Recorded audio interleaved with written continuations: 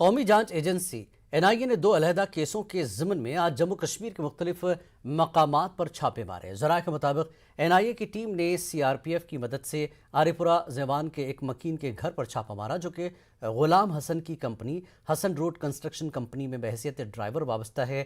جانچ ایجنسی نے باغ نند سنگھ چتبل میں پولٹری فارم چلا رہے مشتاق احمد ڈار کے گھر پر بھی چھاپا مارا اور 5 موبائل سمیت دیگر سامان ضبط کیے۔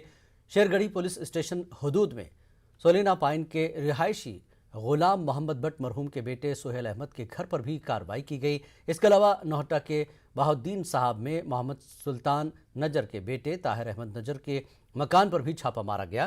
ذرائع کے مطابق سولینا میں ایک انجینئر سمیت 3 افراد کو حراست میں لیا گیا۔ قومی تحقیقاتی ایجنسی NIA نے آج اننت ناگ کے اچبل اور پانزت قاضی گنڈ علاقوں میں بھی چھاپے مارے۔ اس دوران NIA نے جموں کشمیر پولیس اور CRPF کے ہمراہ کئی رہائشی گھروں کی تلاشی لی۔ اس دوران کئی لیپ ٹاپ، موبائل فون و دیگر میٹیریل بھی ضبط کیا گیا۔ اننت ناگ ضلع میں چند افراد کو حراست میں بھی لیا گیا ہے۔